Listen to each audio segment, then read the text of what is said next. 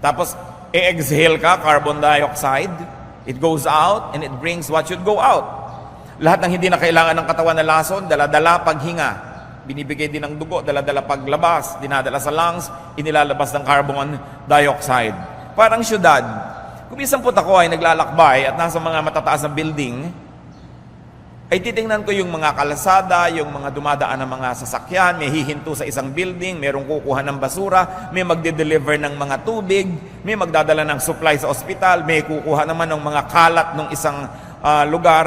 Ganun ang dugo, ganun ang hininga. Nagdadala ng kailangan, naglalabas ng hindi kailangan. At alam niyo, pag ang isang syudad ay isinara, mawawala ng supply. Pagka ang syudad din, tulad ngayon ng Metro Manila ay walang pagdala ng basura, ay mabubulok at mamamaho. But every time that you breathe, that miracle is happening. That life is being renewed, and that which is already wasted or poisonous of the body goes out. Breathing and blood circulation distributes and collects. Kaya napakahalaga yung humihinga ang tao. 1 Kings 17:17, sometime later, the son of the woman became ill. He grew worse and worse and finally stopped breathing. Isang pakahulugan na siya ay binawian na ng buhay. At habang humihinga ang tao, siya ay buhay, dapat din may buhay. Breath is privilege, and if you breathe, you are privileged. Be thankful whenever you breathe. And enjoy breathing. Libre yan. Isa yan sa mga pinakakailangan ng tao, pero libre. Hindi nagtataas ang presyo ng hinga. Bagamat kung minsan, kailangan mo ng oxygen, baka yun pa. Pero gano'ng karaming tao nangangailangan yan at gano'ng kadalas. Pero libre ang hinga. Huwag kayo nagre-reklamo sa buhay. Ang dami-daming libreng mahalaga. Another privilege of life that we take for granted is sight, vision. Yung nakakakita ka. It is an all-important privilege to see. To see, to behold, to enjoy even distant objects. Nakita niyo po ang himala ng mata at himala ng pagkakakita ng mata? Kahit ang layo ng ulap, nakikita niyo. Kahit ang layo ng buwan, kahit ang layo ng mga bituin, ang layo ng nararating ng mata. Tapos lalagyan pa tayo ng binoculars, mga teleskopyo, lalong lumalayo ang naabot ng mata. At subukan niyong pumikit kung hindi lalong malayo ang naabot ng inyong paningin. Akala niyo ba ang bulag ay bulag? Kung minsan kinakailangan tayong pumikit para makakita ng higit lalong malinaw at higit lalong malayo. Pagka pumikit kayo, nakikinig kayo ng dula, ang ganda-ganda ng boses ng lalaking, iniibig kita, Laura. Iniisip mo, ang gwapo-gwapo, pag nakita mo sa personal, yung ang gagandang mga babaeng mga boses, kasi hindi mo nakikita, therefore napipili mo kung anong gusto mong makita. Kaya yung pati kawalan ng visual sight is also freedom. Because now, your imagination is your limit. Kaya mas makapangyarihan ang radyo kaysa TV. Pag sinabi sa radyo na sa dula na, nakikita mo ba ang bundok-bundok ng mga ice cream na yan? Di ba, ang ganda-ganda imagine, pero pag pinakita sa TV, sabi, karton lang, halatang-halata, karton. Kasi nalilimit ka ng mata. Pero pag bumikit ka, ang layo ng iyong nakikita. And you know the privilege of sight? Nakikita natin kahit yung hindi nakikita ng naked eye through the microscope. Yung nasa kaloob-looban ngayon ng inyong atay, nasisilip. Napapasok ng camera ang loob ng inyong puso para malaman ko anong bara doon. At ang laser, nakikita niya yung nasa loob ng inyong tiyan. Through even ultrasound, malalaman mo na babae ba o lalaki yung ipinagdadalang tao. Napakalayo ng naabot ng mata ng tao. At yung nakakakita tayo, dapat tayong pasalamat. Dapat magpasalamat. At napakarami, higit lalong malaking porsyento ng mga tao, nakakakita yung mata nila. Tapos magre-reklamo pa, sabihin pa, ang pangit naman ng view. Nakakawalang gana ang buhay ko. Paglabas ko, tingin ko sa bintana, pusali ang nakikita ko. Pasalamat kayo, nakakakita kayo ng pusali. Dahil nakakakita kayo. No? Paggising mo sa umaga, makikita mo yung asawa mo, pasalamat ka. No?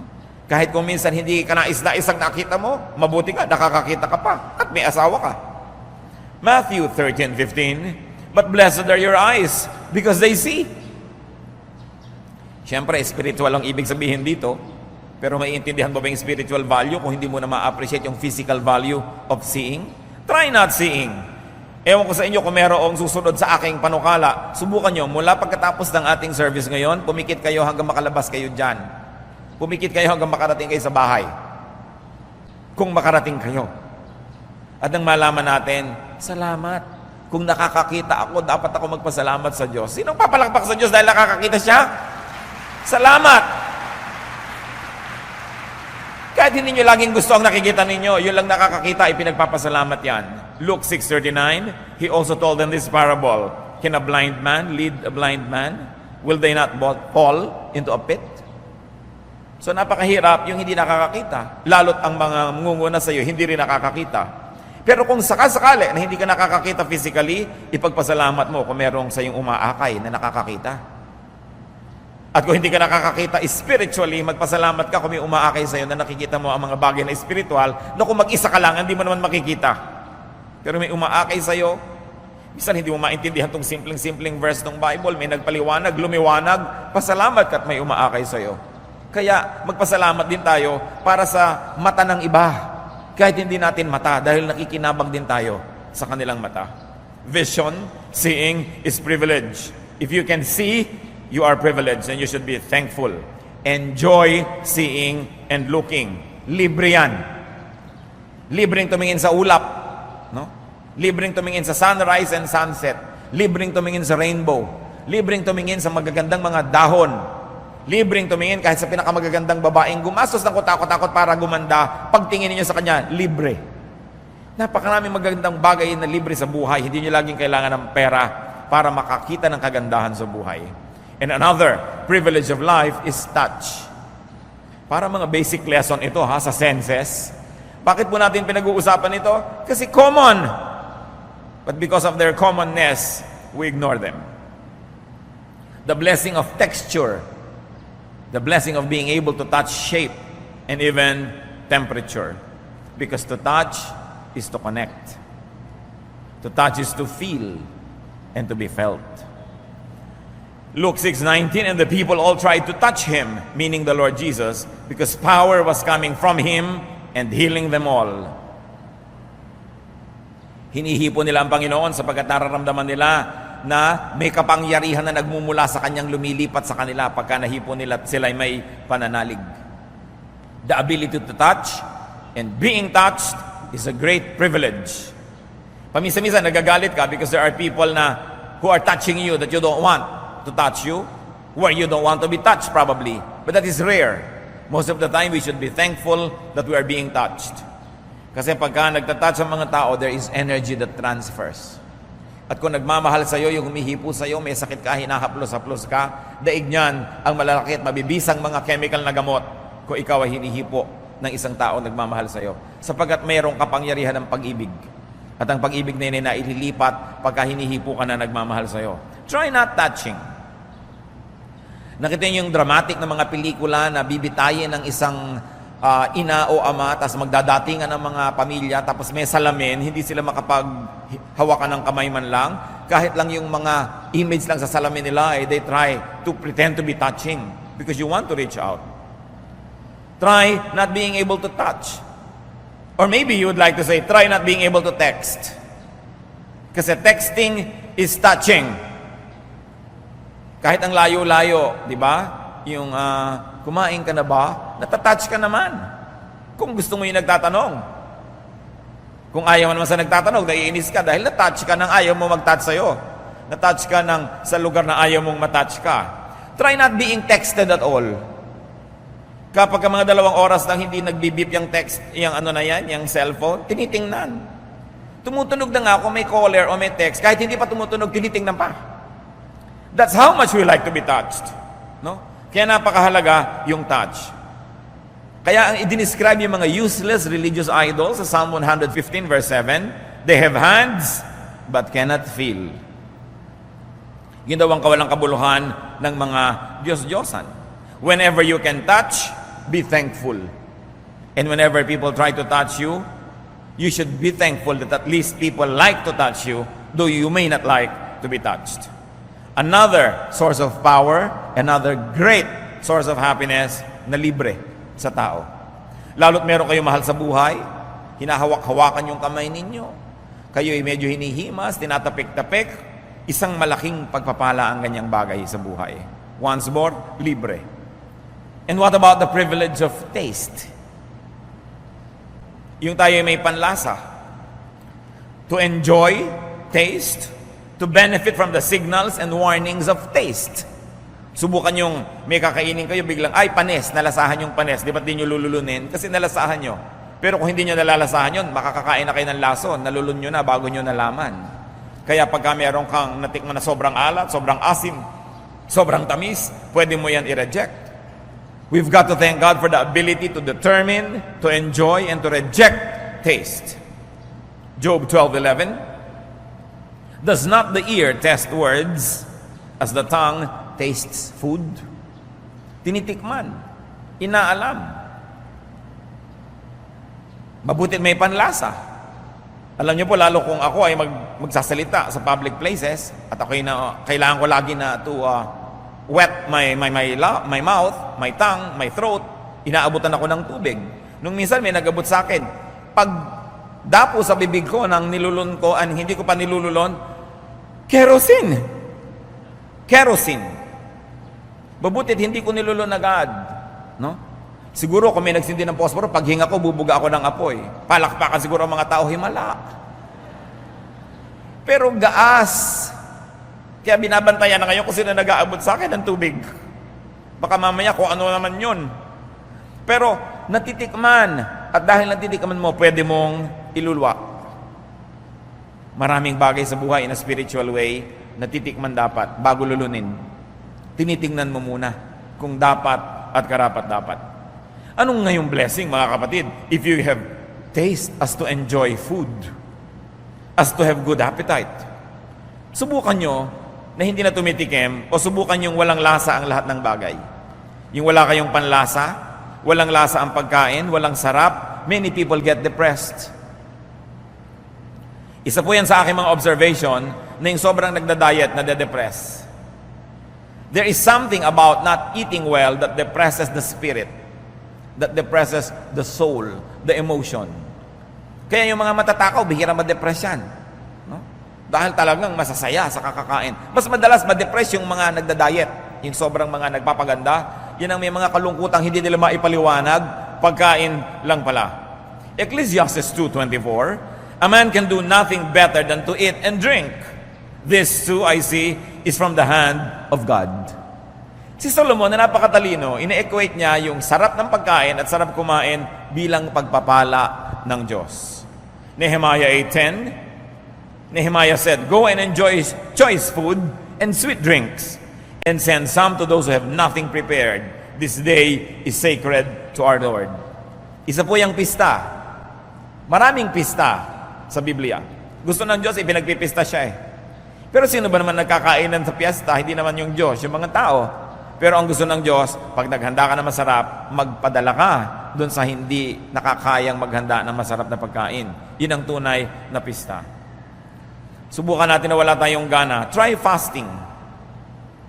Lalo't yung fasting is imposed on you. Sino sa inyong nakaranas na halimbawa na, meron kayong blood test bukas, may fasting ngayon, 12 hours. May fasting, 8 hours. Yung inom ka lang ng inom pagkagabi, ngayong nagfa-fast ka, parang napakalaking bagay na makainom. Tubig. Gusto mong uminom. Yung hindi mo pinapansin, kapatid, na nagkakape ka sa umaga o umiinom ng kung ano man, pag fasting ka, indang mo, kape. Gusto mo na, kunin nyo na ang dugo ko na makapagkape na ako. Sino sa inyo nakakaramdam ng ganyan? Patingin nga, marami. Yung mga edad na kasi kayo. Kaya kinakailangan ng i-blood test, kailangan ng mga kung ano mga nararamdaman. Kaya yung nagkakaedad, nagmamature, tumatalino eh. Nararamdaman mo kasi how it is to be deprived, how it is to be weak, how it is to be sick. Pero nakikita nyo, ngayon, kung hindi kayo nagfa-fast, dahil hindi naman kayo magkaka-blood test bukas, nagpapasalamat mo kayo sa Diyos ko, salamat po nakakapagkape ako. Salamat nakakainom ako pag nauhaw ako sa gabi. Hindi na natin napapansin. Kaya kailangan nakakaranas tayo ng deprivation every now and then. Kaya yung mga Muslim, kakatapos lang ng Ramadan, fasting. Halos isang buwan. Ang katuroan nun ay para maramdaman nila ang gutom, para maging sensitive sila sa mga maralita at mga nagugutom. That is the spiritual meaning of it. Okay? How you apply it depends on you. But the point is, that is the purpose. Kaya rin tayo nag-aayuno. Hindi dahil mas ma-epektibo ang dasal ang nag-aayuno, para mas maging sensitive ka sa iba. na nagugutom, na hindi nila choice. At pag naging sensitive ka na, nagiging mas mabuti ka, therefore your prayer becomes more powerful. Because you become more truthfully grounded. Nalalaman natin yung katotohanan ng buhay. Gano'ng karami sa atin yung kakain, every subo, ang sarap. Thank you, Lord. Diba? Kahit na nilagang itlog at nilagang kamatis yan at may kasamang tuyo, ang sarap. Thank you, Lord. Hindi yung reklamo ng reklamo ang inaabot sa buhay. Of course, another sense, and we will stop here, alam ka naman, ubusin natin yung mga senses. Smell is such a great privilege. To enjoy scent and aroma. To benefit from the messages of smell. Even what we call bad smell. Kasi pag bad yung smell, may warning. Gano'ng karaming bangkay ang diskubre dahil umalingasaw. Gano'ng karaming mga sirangipin ang nadidiskubre mo dahil may amoy. Gano'ng karaming sakit ng tao ang nalalaman mo dahil may amoy siya. So mahalaga rin kahit amoy na hindi mabango. Kung yun ay nagsasabi sa atin na mayroong isang problema na dapat lutasin. But to be informed and to be warned by smell is a privilege. Gano'ng karami sa inyo, may susunog, amoy sunog. Di ba? Nasaan? Hanapin nyo ang sunog. Dahil naaamoy nyo na may nasusunog. Warning. To be stimulated and energized, healed and soothed by aroma. Kaya ngayon, umuso na uli ang aroma therapy. Na nakakapagpagaling daw ang mga tamang amoy. Na nung araw, alam na alam niya ng mga ninuno natin, bagamat hindi siguro laging conscious. Kasi yung mga amoy ng luya, naaamoy mo na yun pag nagpapaksiw ka, pagka meron kang niluluto. Ang mga babae no, laging may nakaipit na mga sampagita o ilang-ilang sa kanilang buhok. No? Aromatherapy yan. No? Yung laging may mahalimuyak, nagtatanim ka ng mga sampagita sa iyong durongawan, sa gabi may dama de noche, naaamoy mo. Yun ang aromatherapy. Magdaling gumaling ang tao pag nakakaamoy ng mga tama kasi ang amoy, diretso sa utak. Pagpasok sa ilong, utak agad dyan. And it already affects the brain and the blood circulation and everything. Kaya science na po yung aromatherapy, hindi lang yan luho. Talagang, yung pipili ka, ano bang gusto mong lotion? Yung nakakapagpatalino, yung nakakapagpabait, yung nakakapagpakalma. Meron silang basis for that. Dahil inilagay ng Diyos sa lahat ng halaman, ang lahat ng gamot. Kaya aroma is important and the ability to smell is very important. Gaano ba naman kamahal, bumili kayo ng paso o kaya ay latang walang laman, lagyan nyo ng lupa at taniman nyo ng sampagita, ilagay nyo sa bintana nyo para nakakaamoy kayo ng bango. Meron kayong kaplasong lote, hindi nyo taniman ng ilang-ilang para wala kayong tigil ng kapipitas ng bulaklak na libre. Inilalagay nyo sa banyo, inilalagay nyo sa ulunan ng inyong mga kama, inilalagay nyo sa inyong mga mesa, ang bango-bango ng paligid. Song of Songs 1:3. Pleasing is the fragrance of your perfumes. Your name is like perfume poured out. No wonder the maidens love you. So ang pinag-uusapan dito yung isang lalaki na mahilig sa pabango. Ang bango-bango niya, kinahuhumalingan siya ng lahat ng kadalagahan. Sapagkat, syempre, makapangyarihan ng amoy. Lalo sa mga Pilipino. Now, the tongue can detect and appreciate only 4 basic tastes. Ang nalalasahan lang na talaga na ganap ng dila, alat, pait, tamis, at asim. But the sense of smell gives flavor and nuance to the taste. Yun ang nagde-define gaano kaalat, gaano kaasim. Iba ang asim ng sinigang sa mangga, at ibang asim ng sinigang sa sampalok, ng sinigang sa kamyas, iba-iba. Nuance of taste. Tumutulong na doon yung pangamoy. Try not being able to smell. Kaya naman, ang description na naman ng Psalm 115 verse 6 sa mga Diyos-Diyosan, they have noses, but they cannot smell. Ibig sabihin, walang buhay. Yung may naamoy kayong saksakan ng baho, magrereklamo kayo, yung salamat, buhay ako. Hindi ako katulad nung idol ng Psalm 115 verse 6, may ilong pero hindi nakakaamoy. Hindi dapat ipagreklamo. Mabahala kayo kung may ambaho-baho, hindi nyo naamoy. Ibig sabihin, baka hindi na kayo buhay nun. Be thankful when you can smell. And be very specially thankful when you can smell something pleasant. Another privilege of life, brothers and sisters, is movement. Galaw. Externally, as in mobility, yung nakakaalis ka sa kinalalagyan mong lugar, lilipat ka ng lilipat, external movement. And there is also such a thing as internal movement. Meron kang circulation within you. Kahit ang tao po hindi gumagalaw, gumagalaw yung puso niya, gumagalaw yung mga bitukan niya, gumagalaw yung esophagus, gumagalaw yung dugo. Because life is movement. Even the heavenly bodies are moving forever. Non-stop movement in choreographed arabesques. Ang ginagawa ng mga tala, mga bituin, mga asteroids. Kumikilos ang lahat. Kaya naman, hindi katakataka na ang worship ay may movement. Because life is movement, movement is life. That is why worship entails movement. So worship po, common movements like lifting of hands. That's a movement. Psalm 63:4, I will praise you as long as I live, and in your name I will lift up my hands. The lifting of hands is an act of worship. Meron pang waving yung kakaway-kaway sa Bible, sa Exodus 29:23-24. Put all of this, meaning the loaf, cake made with oil, and the wafer, in the hands of Aaron and his sons, and wave them before the Lord as a wave offering. So yung offering, gusto pa ni Lord na nakikitang iwinawagaw-wagayway. At bakit tayo may mga banners? This is a dramatization of movement. Mas lumalaki. Kasi kung yung kamay mo, ginanon mo lang, gumalaw. Pero kung may hawak ang banner, ang laki-laki, kitang-kita talaga yung movement. It is to dramatize. No? To exaggerate a movement so that it may be even more appreciated. In worship, there are various postures.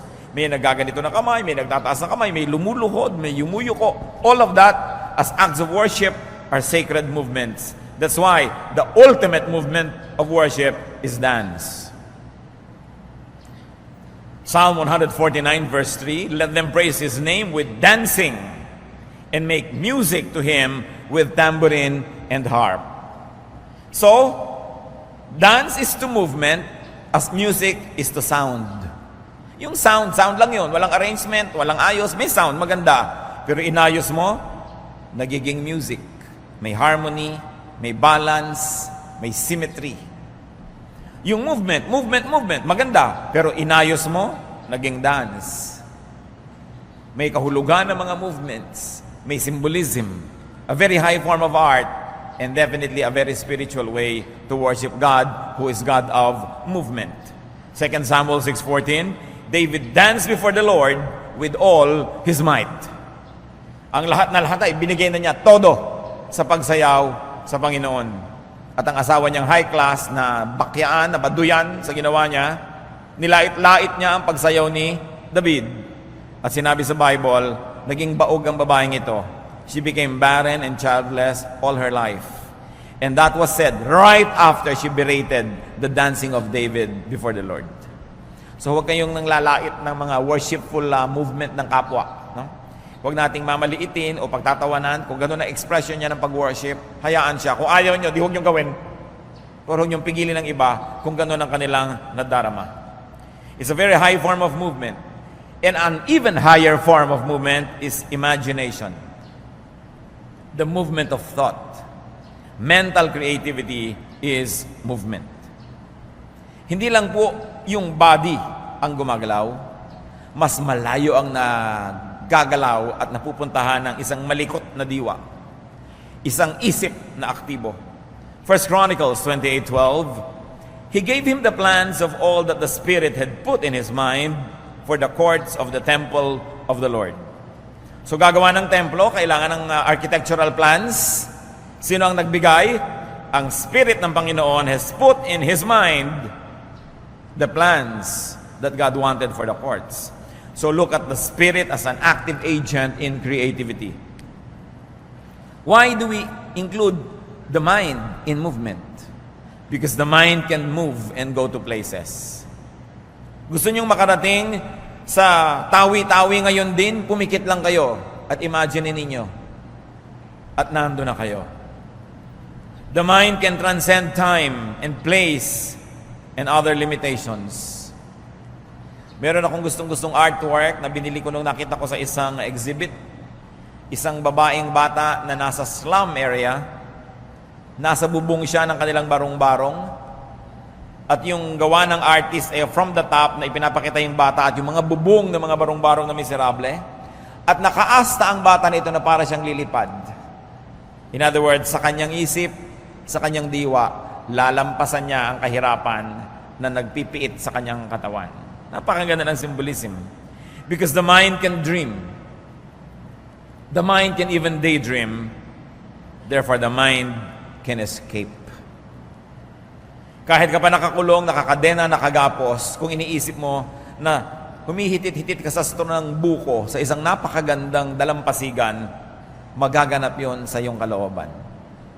You can make your own reality inside your heart. 2 Corinthians 12, 2-4, isa sa mga mahiwagang mga kwento sa New Testament. I know a man in Christ who, 14 years ago, was caught up to the third heaven. Whether it was in the body or out of the body, I do not know. God knows. And I know that this man, whether in the body or apart from the body, I do not know, but God knows, was caught up to paradise. He heard inexpressible things, things that man is not permitted to tell. Hindi ipinaliwanag ng sumulat ng Korinto kung anong kahulugan ito, pero meron daw siyang kilalang tao na nakarating sa paraiso ang kanyang diwa, ang kanyang espiritu. At di daw matiyak kung pati katawan ay kasali o isip lamang. Hindi yun ang point natin na siyasatin ito. Ang point natin, nalalampasan ng isip ang katawan. Nalalampasan ng espiritu ang katawan. The alert mind cannot be imprisoned. The alert mind cannot be limited. Libreng mangarap. At kung makakatulong sa inyo upang puksain at patayin ang pait, ang hapdi ng katotohanan, libreng mag-ilusyon. Walang nanliligaw sa inyo, pero yung pipikit ang inyong mata, iniisip nyo, pinagkakaguluhan kayo ng lahat ng lalaki sa balat ng lupa. Di ba sasaya kayo? Dahil nagkaroon kayo ng realidad sa inyong kalooban. Yan ang sinasabi natin na, kung hindi masyadong maganda yung nakikita mo, pumikit ka. Gumawa ka ng iyong realidad. Kaya yung pagkabaliw po, mga kapatid, bagamat sa ating ordinaryong pananaw ay hindi kaibig-ibig, kumisan ito'y napakagandang mangyari sa isang taong hindi na niya kayang dalhin ang totoo. Hindi na kaya, kumbaga sa bombilya siya ay mapupundi na. Sobrang taas ng voltahe. Hindi kaya ng wattage niya, mababaliw siya. Kaya kahit nakakalungkot, tawa siya ng tawa. Anong inyong iibigin? Na ang lungkot-lungkot niya dahil siya ay matalino o naloka siya, tawa siya ng tawa? Para sa kanyang sariling kapakanan, alin talaga doon ang higit na mainam? Bagamat sa tingin natin na outsider, dapat matalino siya at hindi siya dapat magkaganon. Pero may paraan ng Diyos ay pinoprotect niya ang mga tao sa hindi makayang dapat dalhin.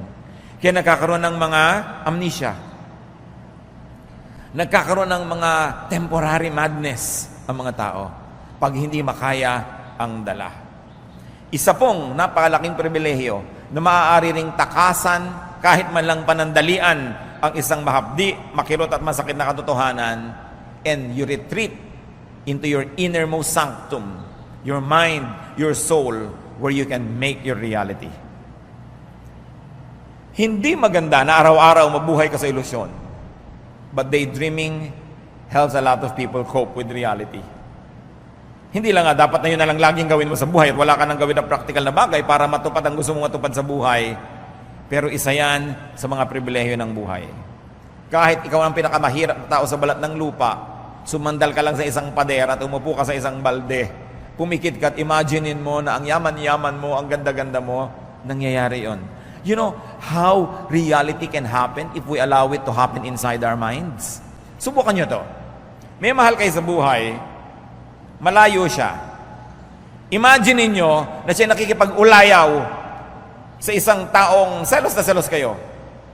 Di ba kahit nangyayari no, hindi, bumibilis ang pintig na inyong puso, nagiinit ang punong taingan nyo, no? Nawawalan kayo ng ganang kumain at nag-aalala kayo, pero ini-imagine nyo pa lang yon. Pag nakita ninyo halimbawa sa cellphone niya na may text na kung ano man yon, inimagine mo na agad ang buong kwento kung sino to, ba't sila nagte-text ng ganito, galit na galit ka na. Yun pala, mis-sent lang, hindi kanya. Hindi totoo, pero nangyari na sa iyong puso. Kaya pwede niyong papangyarihin sa loob ng inyong puso ang mga bagay na nakakatuwa at pwede rin yung mga bagay na nakakainis. It's all up to you. Kung ano ang inyong i-imaginein sa buhay. The mind can even be the agent of spiritual transformation. Kaya napakalaking pribilehyo na pwede mag-isip. Kahit na mga diktador, kahit na mga mapaniil na mga rehime, hindi na ipipiit ang isip ng tao. Na ipipiit lang ang katawan, na ikakadya na lang ang paa, ang kamay, pero hindi ang isip. Ang isip ay laging malaya. Kaya meron man kayong mga pagkakabilanggo sa buhay, malaya pa rin kayo mag-isip, magpasalamat kayo. Pwede niyong takasan yung realidad na yun kahit paminsan-minsan lang sa pamamagitan ng pag-iisip. Ang pagbabago ng tao, nagaganap kung babaguhin niya ang paraan ng kanyang pag-iisip. Romans 12:2, do not conform any longer to the pattern of this world, but be transformed by the renewing of your mind. Pag binago ng tao ang paraan ng kanyang pag-iisip, magbabago ang kanyang buong buhay. Pero anuman ang pagtatangka ng mga nasa paligid na tulungan siya magbago, kung sa kanyang isip ay di pa siya nagpasyang magbago, walang mangyayari. Kaya kung minsan may lalapit sa akin, Pastor, counselin niyo naman po yung anak ko para magbago. Gusto po ba niya? Ayaw po. Huwag niyo na ipa-counsel sa akin, walang mangyayari. Ang kakounselin lang natin yung gusto pero hindi malaman kung paano siya magbabago o kailangan niya ng tulong para magbago. Pero hindi ko siya kailangan kumbinsihin magbago siya. Hindi na kukumbinsi ang tao, kailangan magmula sa kanyang kalooban. Kaya mga naninigarilyo, kahit ano ibigay mo dyan ng mga tulong, kung sa kanyang kalooban, hindi siya nagpasyang tumigil, hindi rin yan mangyayari. Pero kung siya mismo nagpasya, walang makakapigil na tumigil siya.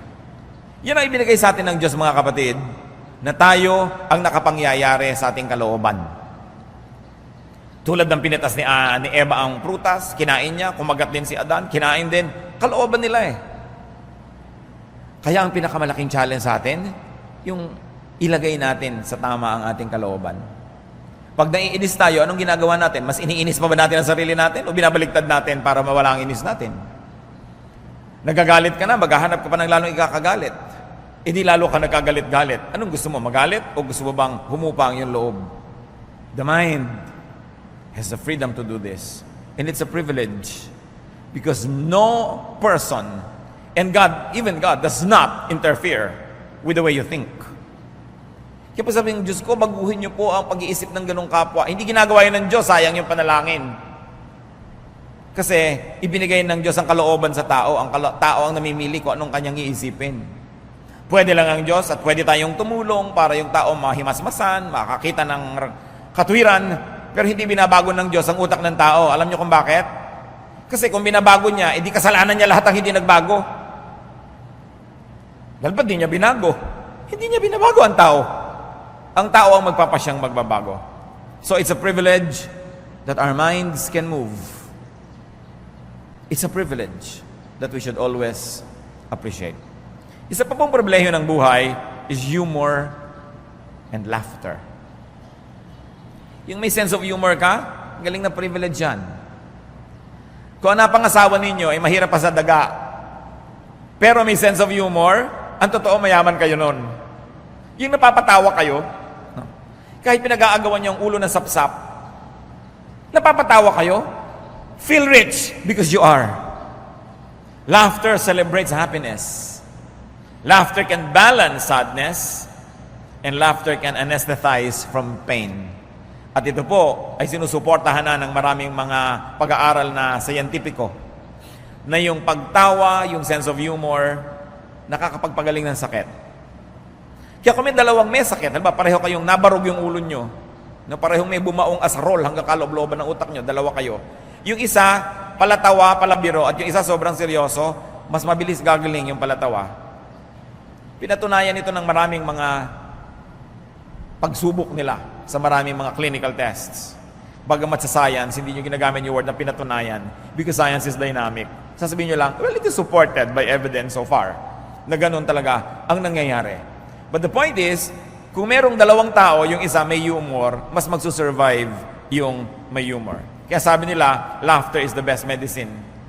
Kaya kung ubod man kayo ng hirap, di kayo nakakabili ng mahal-mahal na gamot, pinakamura pa rin ang gamot sa Pilipinas dahil tayo sobrang masasayahin mga tao. No? Kahit ano na lang, ikinatutuwa, tawanan, may nagkuku, may mga lobo, may mga nagtitinda, may stage show. Ang saya-saya ng bayan na ito. So, mura ang gamot dito. Yung gamot na likas sa tao. Pero mabuti rin kung mapamura siyempre yung mga chemical na gamot na binibili natin. Psalm 126 verse 2, our mouths were filled with laughter, our tongues with songs of joy. Then it was said among the nations, the Lord has done great things for them. So nakakakanta daw ang mga Israelites, nakakaawit at sinasabi ng ibang bayan, aba, pinagpapala sila ng Diyos. Ito siguro isa sa mga ibig sabihin ng mga gumagawa ng mga awit na ang Pilipinas ay pinagpala ng Diyos. Kasi kung tingnan mo naman, sabi, nasaan? No? Ang dami-daming gulo, ang dami-daming kahirapan. Pero yung ating capacity to be happy, our humor, pagpapala yan ng Diyos. Ecclesiastes 3:4 says, there's a time to laugh and a time to dance. And compared with many, many cultures around the world, mas marami dito sa Pilipinas, time to laugh and to dance. Hindi na naubos ang festival dito. May festival ng lechon, may festival ng langka, may festival ng butong pakwan, may festival ng mga maskara, may festival ng mga bakya at salakot. Basta kahit ano na lang na rason, magka-excuse lang mag-festival ng mga Pilipino. Hindi na ubusan ng party. Masaya ang buhay. Imagine a humorless life and imagine a humorless personality. Job 9:27, I will forget my complaint. I will change my expression and smile. It's a decision. You may not do that, but will you solve your problem if you frowned? Sa palagay niyo po ba, lalapit sa inyong biyaya kung nakasimangot kayo? Nahihirapan kayo at nasasaktan, tapos tiklop-tiklop ang mukha nyo? May matutuwa ba? Wala rin. So if laughter is the best medicine, then the Philippines is a haven for cheap medicine. Ang yaman-yaman ng mga Pinoy. At napakapalad kasi laging nakatawa. Kahit mahulog sa bus, nakatawa. Kahit maipit ng electric fan, nakatawa. Kahit na nakakahiya ang pagsagot natin sa hiya, tawa. Yung napahiya ka, tatawa ka. No? Napakalaking blessing yan sa ating nasyon. Hindi naman na ituturo sa bata yon. Likas. May pumuputok na bulkan, tatawa. Yung lahat na, may nahubuan bigla, di ba nakakaya yun? Tawanan. It's always the tendency. Try not laughing at all. So nakikita nyo, simple joys, shallow pleasures, yan ay blessing. Genesis 21 verse 6, Sarah said, God has brought me laughter, and everyone who hears about this will laugh with me. No? Pag natatawa, pag nakakatawa, pasalamat, dahil yan ay libreng gamot. Napakarami nating dapat ipagpasalamat. Kuminsan nilalait mo pa yung mababawang kaligayahan. Mabuti nga mababaw, madaling hukayin. Madaling sumaya sapagkat ang happiness naman isa sa mga goals of life. Kung masaya na siya, kahit hindi siya nakapasa sa board, bakit mo siya aagawan ng kanyang kaligayahan? Sa natutuwa siya. No? And another privilege of life is love. Loving, being loved. Siguro pag nagpataas akong kamay, baka naman konting-konti, and I hope wala, na magsasabi man lang ditong wala man lang nagmamahal sa kanya. At kung talagang walang nagmamahal sa inyo, siguro wala kayong aso. Dahil kung talagang wala nang magmamahal sa inyo, mag-alaga kayo ng aso, a dog will give you unconditional love. The dog is the only personality in your house that is always happy when you come home. Always. Hindi kayo sinisimangutan, hindi kayo dinededma, hindi kayo ini-ignore ng aso. Lagi siyang happy pagdating nyo. Subukan nyo yan. Asawa nga, hindi lagi eh. Di ba? Hindi lagi. Lalo't busy-busy, may ginagawa. Sana mamaya pa siya dumating. No, pag dumating ka, ako naabala ang ginagawa ko. Nag-aayos ako ng cabinet. Ito na naman, hingin na naman ng kape. No? Hindi naman laging masaya. Kahit mga anak, hindi naman laging masaya dumadating ang magulang. Lalo may ginagawa kabulastugan. No? Mamaya pa sana dumating o tamaan pa sana yung bakasyon. Pero ang aso, laging masaya pag dumarating kayo. So kung desperado na kayo at wala na talaga, aso. Pero, may nagmamahal sa inyo, may aso pa kayo, doble ang kaligayahan nyo sa buhay. 1 John 4:8, whoever does not love does not know God, because God is love. So ang mga Kristiyano, nakakaramdam ka ng pag-ibig kahit walang personal object kuminsan, dahil nakikipag-ibigan ka sa Diyos. And love makes everything more beautiful. Yung walang kakwenta-kwentang panyo, pag ang nagbigay sa inyo, mahal nyo sa buhay, gumaganda ang panyo. Yung walang kakwenta-kwentang bagay, kung siya ang kasama nyo, kahit nakasakay ka sa Ferris wheel na hindi umaandar, masaya kayo kasi mahal nyo ang inyong kasama. Love makes color more vivid. Love turns sound into music. Even when you dream, if you're in love, you dream in color. No? Kaya, ang sound THX pagka kayo ay umiibig. 1 Peter 4:8, above all, love each other deeply, because love covers over a multitude of sins. At yung marunong umibig, marunong din magpatawad. Magkakambal yun eh. Yung marunong umibig, bulag. Yung napapatawad mo yung mahal mo sa buhay. Kaya napakasarap yung naghahari ang pag-ibig sa buhay ng tao. Imagine a loveless life and a loveless personality. Kahit pa nga ang pag-ibig ko minsan at pagmamahal sa tao ay nagiging dahilan din para ka mamroblema, totoo pa rin yung sinasabing it's better to have loved and lost than never to have loved at all. At ang pinagtatampo ng Diyos sa isang church sa Revelation 2:4, yet I hold this against you, you have forsaken your first love. Yan ang hinanakit ng Diyos sa church na ito. Hindi mo na ako kamahal ngayon tulad ng dati. Dati hat na hat ka sa pag-ibig sa akin, ngayon nanlamig ka. If you can love, if you are loved, be thankful. Enjoy it and love even more. Another privilege of life is rest. Respite, break, pahinga. Rest not only draws one away from toil, but also re-energizes for life. Rest gives perspective, clarity, and wisdom. Yung nagpapahinga matapos mapagod, I don't mean yung laging nagpapahinga kahit hindi pagod. Yung nagpapahinga matapos mapagod, mas lumalalim ang pagkatao, mas lumilinaw ang pananaw sa buhay, mas tumatalino. Sapagkat sa pagpapahinga natin na po proseso ang mga bagay-bagay, doon na pagdudugtong-dugtong ang mukhang di magkakadugtong ng mga katotohanan. Sa papamahinga, you receive clarity of vision. Kaya maraming enlightenment nangyayari sa pagpapahinga. Kaya mahalaga po yung pahinga. Hebrews 4:4, and on the seventh day, God rested from all His work. Psalm 116 verse 7, be at rest once more, O my soul, for the Lord has been good to you. At bakit po napakarami mga tao ang naakit na sumunod kay Jesus? Sapagkat ang kanyang iniaalok ay kapahingahan. Matthew 11:28, come to me, all you who are weary and burdened, and I will give you rest. Ang inaalok ni Jesus, rest, hindi salvation lagi. Kaya kung meron kayong gustong dalhin sa Panginoon, gusto nyo tatalokin nyo, gusto nyo po bang maligtas? Siguradong sa pagtatalo, uuwian yung usapan. Kasi bakit? Nasa panganib ba ako? Hindi ba ako ligtas? Ano ba ang ibig sabihin ng kaligtasan? Magkakagulo.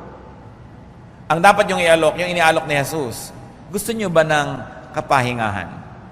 At sino ang tatanggi sa kapahingahan? Mga pusong pagod, mga taong pagod, naguguluhan, mga litong-lito, hirap na hirap. Sabi mo, gusto nyo po bang mapahinga ang inyong espiritu? Sino tatanggi? Yan ang alok ni Jesus. Come to me all of you who are tired and weary. I'll give you rest. Sapagkat hindi siya nang uusig, hindi siya nang huhusga, napapanatag ka kahit marami kang atraso sa langit. Kaya naglapitan sa kanyang mga makasalanan, tinawag siyang friend of sinners. Pero kung siya judgmental, stricto, mahigpit, maglalapitan ba yun? Hindi siya matatawag na friend of sinners. Pahinga kasi ang ibinigay niya. At alam niyo mga kapatid, yung pagtanggap natin sa ating kapwa, anuman sila, ay pagbibigay sa kanila yun ng pahinga. At tayo man, in whose company are you most at ease and rested? Di ba dun sa lubos na nakakakilala at tumatanggap sa inyo kung sino man kayo? Yung hindi nyo kailangan magbalat kayo, hindi nyo kailangan magkunwari, dahil tinatanggap niya kayo. At ganoon ang walang patakarang pagtanggap sa atin ng Panginoong Jesus. Kaya nag-aalok siya ng pahinga. Ngayon, pahingang espiritual yan, pahingang emosyonal. Pinag-uusapan din natin yung pahingang physical.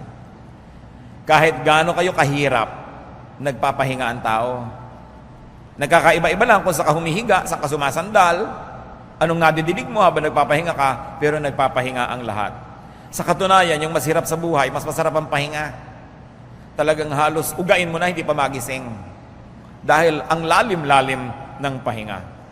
So, no matter how tired you get, you are destined to rest because you are designed by God to rest because he too rested.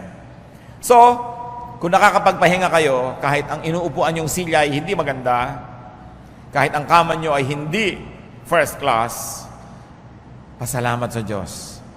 One of the great joys of life na libre ang magpahinga. Hindi pwedeng sobrang pagod mo, hindi ka na tuloy makatulog. Lalo kang makakatulog. At isa pa pong pribilehiyo, sa dinami-rami ito ng huli natin pag-usapan ngayon. Prayer is a privilege. Prayer detoxifies the spirit, the emotion, and the body. Usong-uso na ngayon yung mga magde-detox ka. Detox ka dito, detox ka doon, detox ng skin, detox ng hair. Pati hair kasi ngayon ay stress na daw. No? So, detox ng iyong talampakan, detox ng iyong kuko, lahat. Pero may detox ang spirit. Prayer. It detoxifies. It lets poison out. Because prayer connects the person to the power, to God. Prayer becomes a channel of strength and power, a channel of revelation and healing and blessing from God.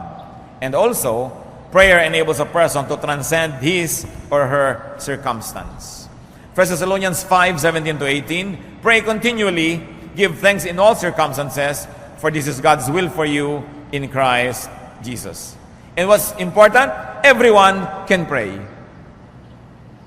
Bulag ka man, pipi, paralyzed, you can pray.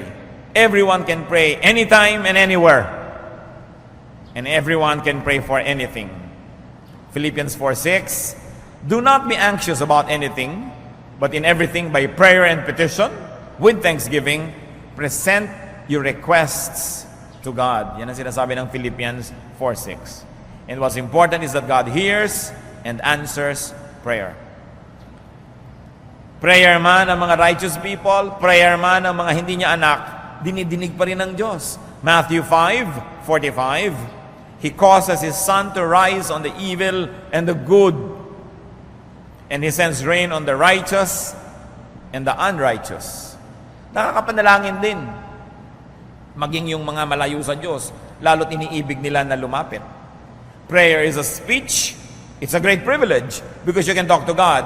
And prayer is also hearing God's will, therefore another privilege.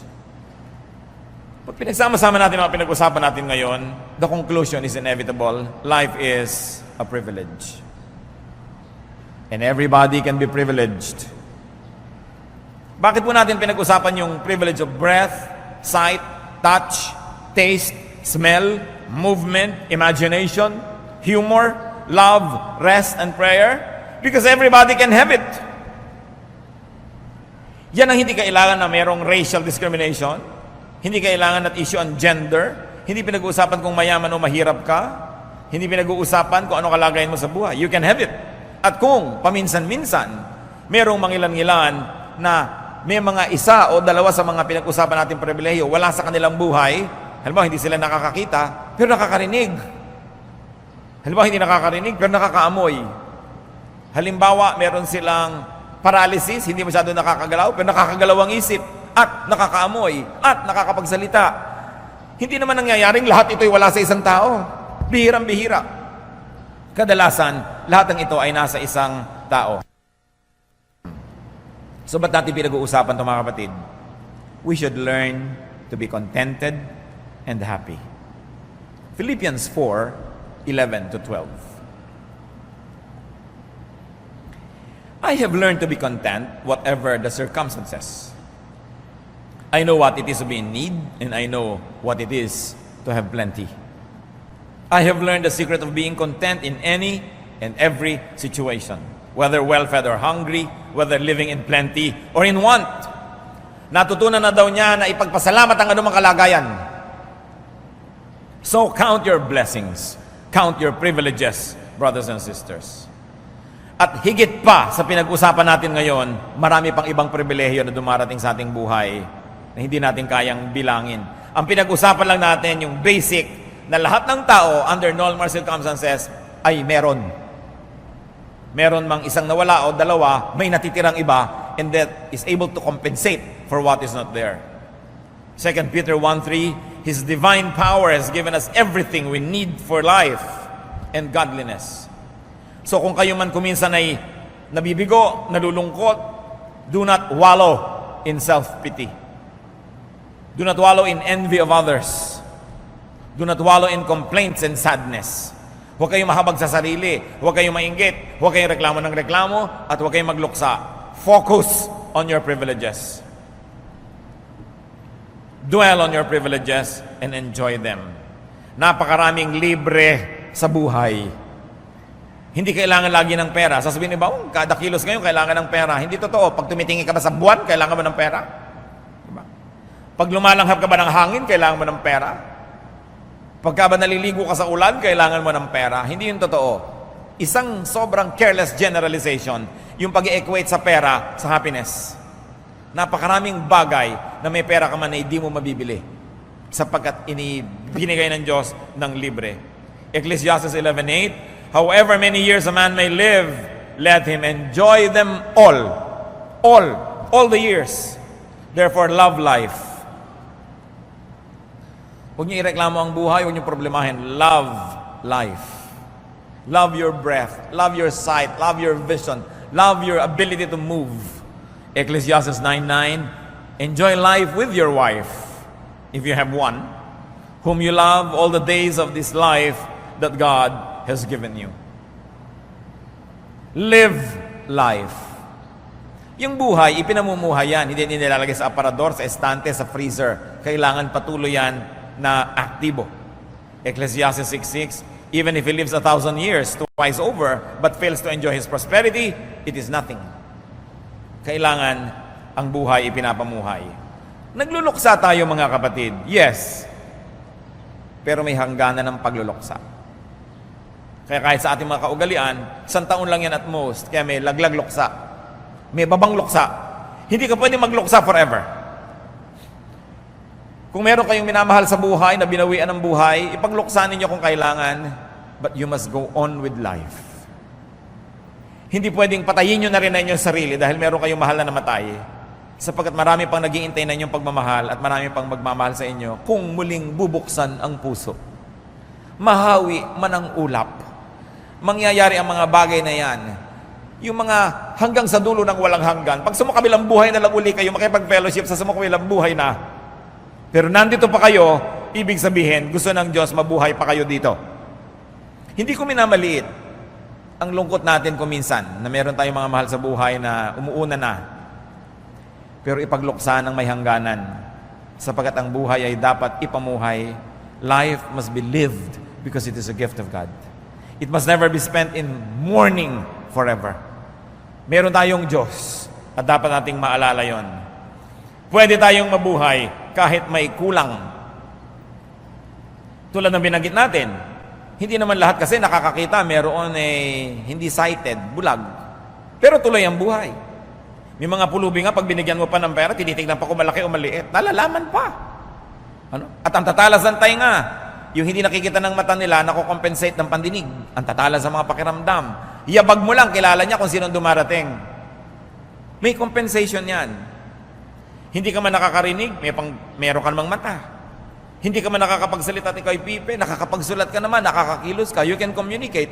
Bagamat hindi naman siguro natin gusto maging ganon, pero kung ganon na ang nangyari, alam nga naman buong buhay ka na lang magreklamo, magmukmuk at tanggalan mo ng kaligayahan ng iyong buhay. Kailangan ka mag-adjust.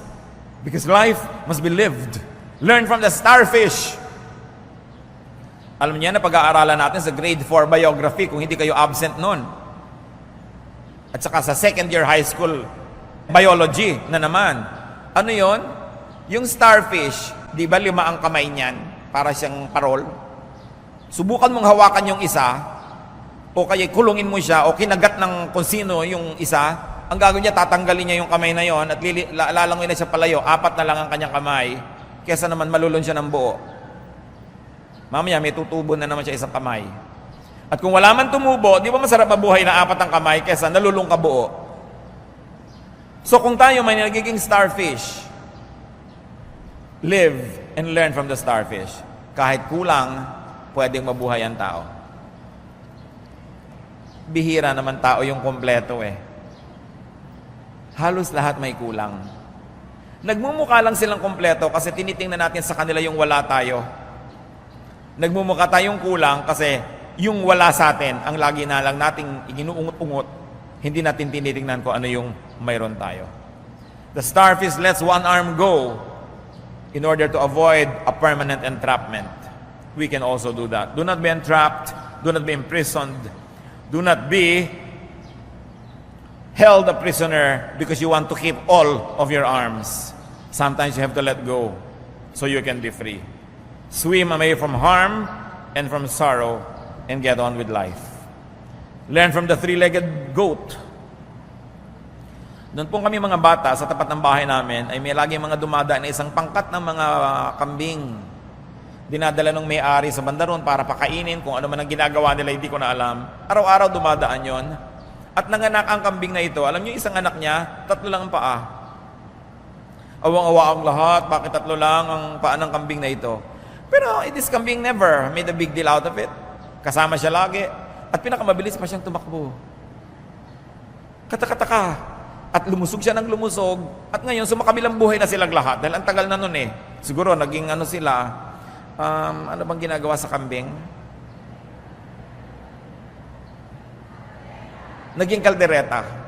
So yung 4 yung paa, naging kaldereta rin. Ano? Yung 3, naging kaldereta rin. Pero nasa iyo kung sasaya ka. No? Pero meron naman, hindi ka pa inakaldereta, feeling kaldereta ka na. Kasi hindi mo ina-enjoy ang buhay. Learn from other abled people. Tuloy din.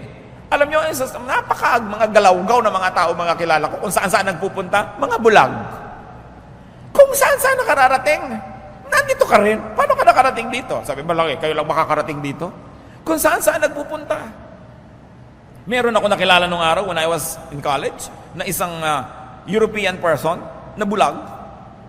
Akalain niyo ba naman isang araw nagkakagulo sa kapitbahayan namin dahil hinahanap ako? Nakarating doon, hinahanap ako. Itong bulag, Frances pa. Pero kahit 2 yung mata mo, kung tamad ka, hindi ka na makakaalis sa kinakalagyan mo, tutubuan kang lumot dyan. So, if there's a will, there's a way. And there is God. Makinabang tayo sa mga naipunda na ng iba, makatuto tayo sa body of knowledge of other people, learn from patterns, learn from cycles. That's why it's important na nakikinig sa matatanda. Marami na sila sigurong naaksaya ang oras at nung matanda na sila, nalaman nila kung alin yung aksayado, alin yung hindi, itinuturo nila ngayon. So niya, papunta pa lang ako kayo, pabalik na ako, huwag na kayong pumunta, sayang lang ang biyahin nyo. Pero maraming bata ayaw makinig. You want to learn it on your own. So you will waste lots of time in committing mistakes. While many people who have gone before us and already committed mistakes, we can learn from. Dapat cumulative yung learning, natututo ka. Dapat ang tao mas marunong na kaysa sa previous generations. Sa dami ng karanasan ng tao, pero kadalasan hindi naman tayo nakikinig sa payo ng matatanda, sa payo ng mga may edad na. So, you will reinvent the wheel. Meron na pala. You will go through the same troubles that many people went through. And therefore, your time is wasted like their time was wasted. Ano man pinag-uubusan natin ng panahon para sumikat, makilala, matandaan, to leave a mark. Ecclesiastes 1:11, there is no remembrance of men of old. And even those who are yet to come will not be remembered by those who follow.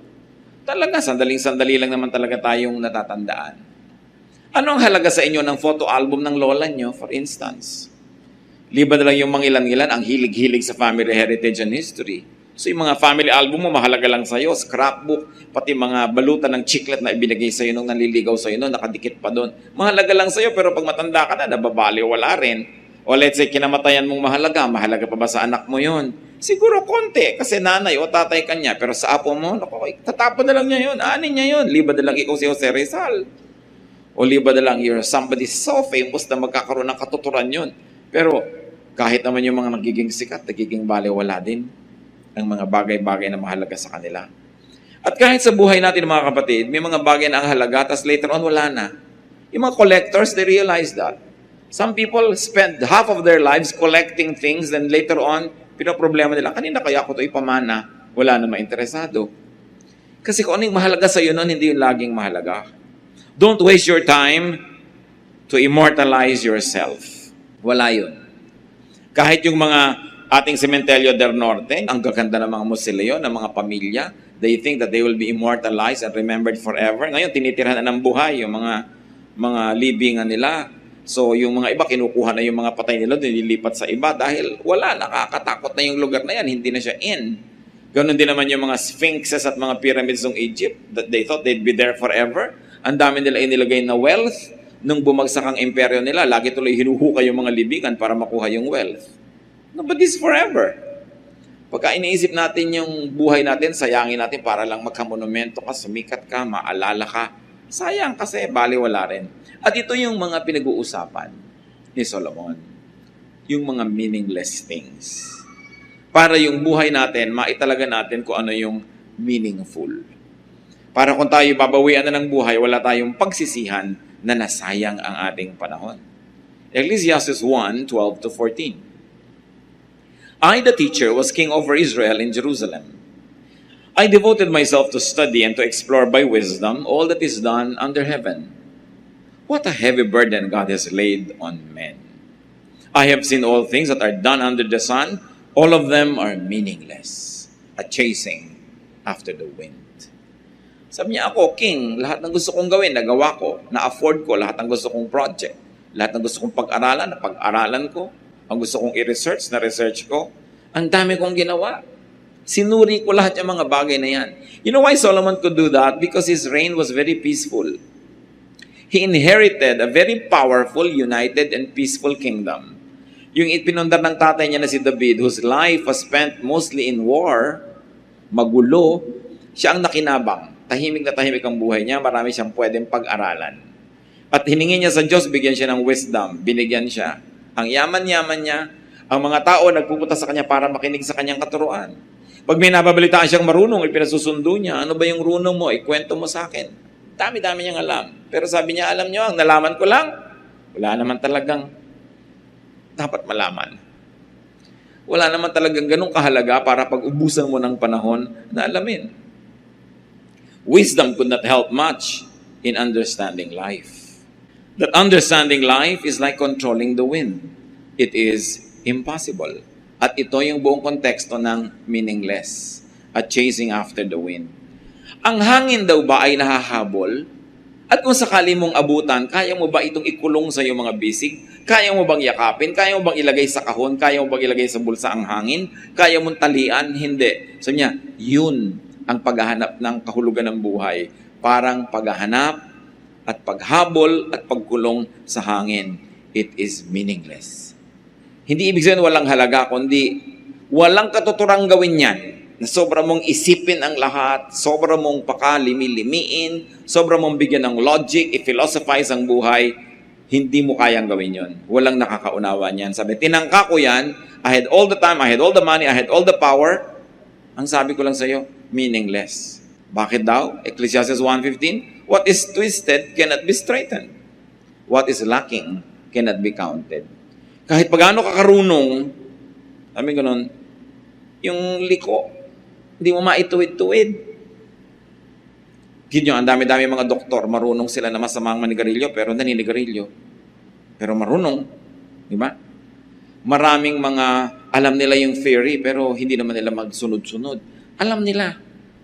At dahil alam nila, lalo lang lumalala ang kanilang discontentment, dahil walang magawa yung alam nila.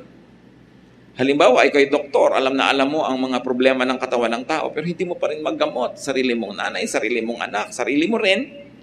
Namamatay ka sa sakit, sa kabila ng dami mo ring alam. So, ang ibig sabihin ba niyan, huwag na lang tayong mag-aral? Hindi naman yun ang tinutukoy ni Solomon. Hold on. But Solomon is really suggesting, accept the unchangeable. Kahit gaano mo kaalam ang tama at dapat, maraming dapat na hindi nangyayari. So kung mamamatay ka, magpapakamatay ka at papatay dahil sa mga dapat na mangyari, ay ganon, mauubos ang buhay mo. Maraming dapat na hindi talaga nangyayari. So sabi ganon, what is lacking cannot be counted. So go without the absent. Go without the lacking. Kahit kailan meron kang event, may absent. Pagka yung absent ang lagi mong inisip, hindi mo mapapansin yung present, lulungkot ka na naman. Sabi ganun, yung wala. Yung nandyan. What is Solomon trying to teach us? Huwag kang makipagtunggali sa takbo ng panahon. Wala siya, di wala. Pag nandyan, di nandyan. Pag nagawa mo na ang pwede mong gawin para nandyan siya, wala pa rin. Go on with life. Sabi niya, what is lacking cannot be counted. What is twisted cannot be straightened. Twisted here doesn't mean negatively, ha? And straightened doesn't mean positively. Ang ibig sabihin lang, may mga bagay na tinatanggap na lang. Maraming mga magulang nagtatakwil ng anak dahil hindi matanggap yung anak kung ano man yung anak niya. Maraming mga anak lumalaya sa magulang kasi hindi niya matanggap yung magulang niya. Pinipilit niya yung magulang niya maging kung ano ang konsepto niya, kung ano dapat ang magulang. May mga magulang naman, gusto ang anak dapat ganito, anak dapat ganito ka. Pero hindi ganon. Sabi ganon, twisted yan, hindi mo yan maitutuwid. Tanggapin mo siyang twisted. I don't mean moral and immoral. I mean, there are things you simply cannot change. At lang lalo kung yun ay nasa buhay pamilya, makakapagpalit ba tayo ng tatay at nanay? Makakapagpalit ba tayo ng kapareha sa buhay ng ganun-ganun lang? Makakapagpalit tayo ng anak, kapatid? Hindi. So tinatanggap ang mga bagay na hindi mabago ayon sa iyong panlasa. Para hindi lagi kayo nagtutunggali at hindi laging may struggle sa inyong buhay. Ecclesiastes 1:16-18. I thought to myself, look, I have grown in increase in wisdom more than anyone who has ruled over Jerusalem before me. I have experienced much of wisdom and knowledge. Then I applied myself to the understanding of wisdom and also of madness and folly. But I learned that this too is a chasing after the wind. For with much wisdom comes much sorrow. The more knowledge, the more grief. Sabi ko noon, wala namang naging mas marunong na hari dito kaysa sa akin. Talagang ako na ang pinakamarunong. Nalaman ko ang hindi naabot ng iba. Nalaman ko ang pinangarap lamang na alamin ng iba. So, sinubukan akong mga karunungan. Sinubukan ko rin ang makahangalan. Sabi niya, baka doon nandun ang kahulugan ng buhay. Sabi niya, pero alam nyo, yung paghanap ng kahulugan ng buhay na ito, para lang paghahabol sa hangin. Sabi ganon, it is meaningless. Hindi mo pa rin siya maiintindihan. At sabi, eto pa, habang rumurunong ka, lumulungkot ka lang. Habang dumadami ang alam mo, mas napapasok ka lang ng kalungkutan sa buhay. No? So, ang ibig sabihin ba nun, huwag na lang tayong marunong, hintayin muna natin kung ano sasabihin niya later. So, the teacher noted that understanding life was hard to do. That understanding life was as senseless as chasing the wind. Hindi natin lubos na unawaan ang buhay. Kung minsan, sunod-sunod ang dagok ng buhay, namatay ang kapatid, namatay ang nanay, namatay ang ganon, nagsara ang negosyo, nasunugan ng bahay, sunod-sunod, tapos sasabihin sa'yo nung namatayan, bakit? Hindi ko alam. Hindi natin alam. Mabait naman ako, nag-church naman ako. Walang kinalaman yun doon. Hindi lahat may paliwanag. Hindi lahat logical and sensible the way we think of logic and sensibility. May mga bagay na, ayun talaga, nandun, kahit mo biyakin ang ulo mo, hindi mo siya mauunawaan kung bakit ganun. Bakit pinalaki ko na ng mga anak ko ng ganito, ba't nagkaganon? Hindi mo kayang lutasin yung iba. Meron tayong mauunawaan, pero may hangganan yung kaya nating unawain. Sabi ni Solomon, pinag-isipan ko na yan, huwag na kayo magsayang ng panahon. Makinig na lang kayo sa itinuturo ko sa inyo. We cannot understand life to the point of controlling it. Hindi niya minamasama na unawain ang buhay, pag-aralan ng buhay. Pero para mo unawain ang buhay, nang sa ganon, makontrol mo ang outcome nito. Sabi niya, that is a chasing after the wind. It cannot happen. You can never know the mysteries of life enough that you can master its direction and its outcome. Willing ka na gawin ang kaya mong gawin, tapos tanggapin mo kung ano ang magiging bunga nito, plus bunga ng iba't iba pa mga elemento na beyond your control. The teacher noted that more knowledge leads to more pain, or more exposure to pain, to suffering, or for capacity for both pain and suffering. Talaga, malaking burden na maging marunong. Mahirap. Lalo responsable ka. Pagka nga responsable ka, matutulog ka lang sa isang hotel, hinahanap mo pa yung fire escape, nasa may fire escape nito. Yung mga irresponsable, tulog na lang eh.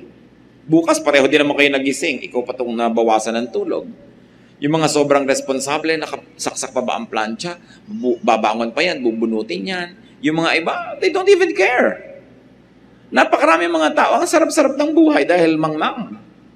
Dahil tamad, dahil hindi nag-iisip.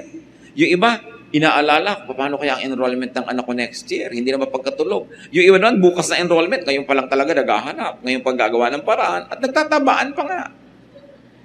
Sabi ko, alam niyo, sobrang nag-iisip, sobrang responsible, hindi naman ibig sabihin, mas magiging maayos ang buhay niyo eh. Hindi naman ibig sabihin, mas sasaya kayo.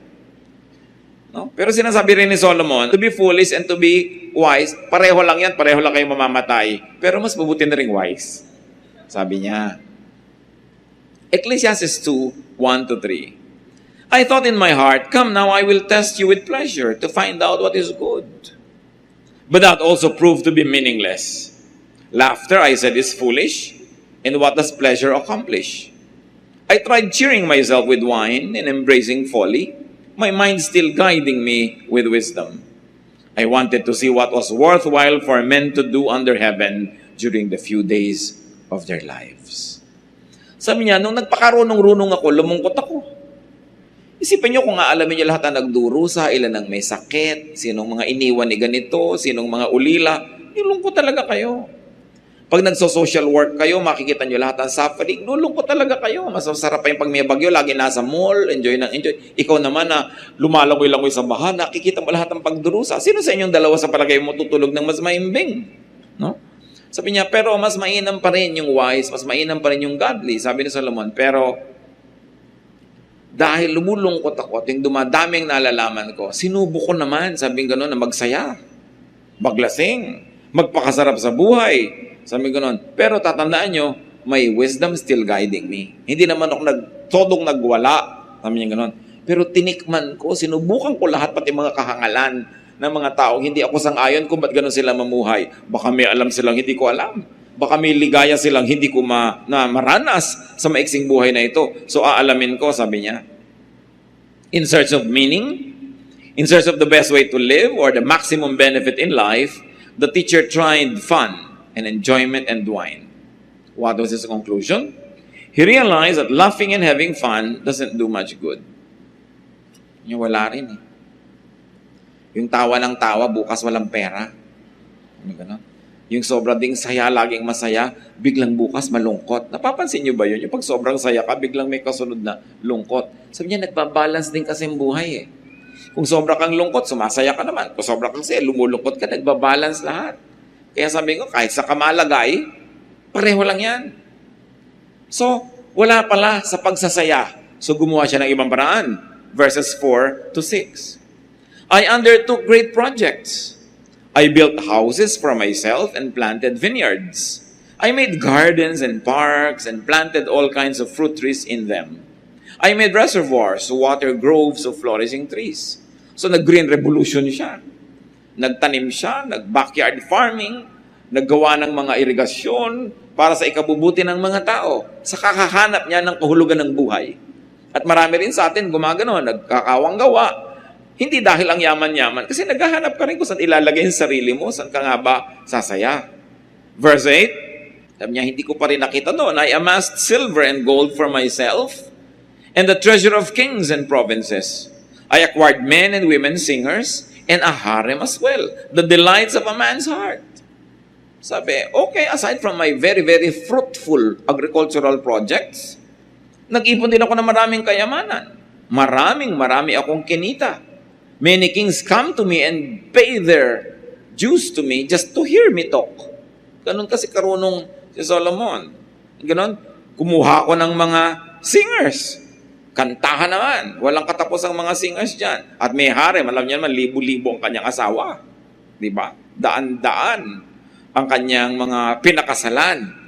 But of course, it was a political move also of a very wise king, no, to consolidate his empire through intermarriages. Sabi niya, I did all the delights of a man's heart. Ginawa ko rin yan. Verse 10, I denied myself nothing my eyes desired. I refused my heart no pleasure. My heart took delight in all my work, and this was my reward for all my labor. Sabi, lahat ng nagustuhan ko, kinuha ko. Lahat ng naisipan ko, ginawa ko. Lahat ng iniisip kong masarap, dinanas ko. Verse 11, yet, when I surveyed all that my hands had done, and what I had toiled to achieve, everything was meaningless. A chasing after the wind, nothing was gained under the sun. Sabi, wala ako naidagdag sa mundo. Dumami nga ang mga babae dito sa palasyo ko na kontian naman doon sa pinanggalingan. Pareho lang. Sabi ko, no? Nagtanim ako dito pero hindi doon tumubo dito. So, nandito rin. Pero wala naman talaga nadagdag sa planeta. Wala naman talaga tayong naidadagdag sa planeta. Subukan niyong bumili ng mga halaman sa Bulacan Garden na puno ng halaman yung bahay niyo pero naubusan naman sila. Lumipat lang. Nagpapalipat-lipat lang. Wala tayong naidadagdag.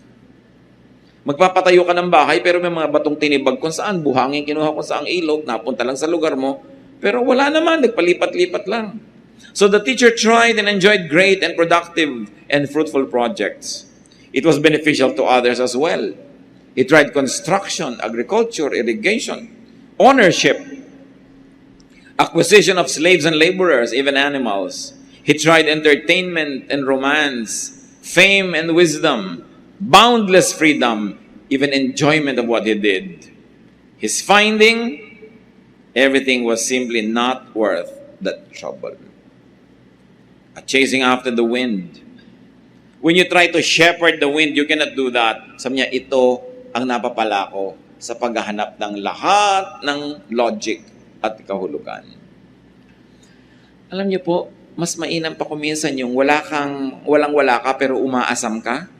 Kesa nasa iyo ng lahat, tas hindi ka masaya at hindi mo na malaman kung ano pang aasamin mo. Mas nakakalito yun.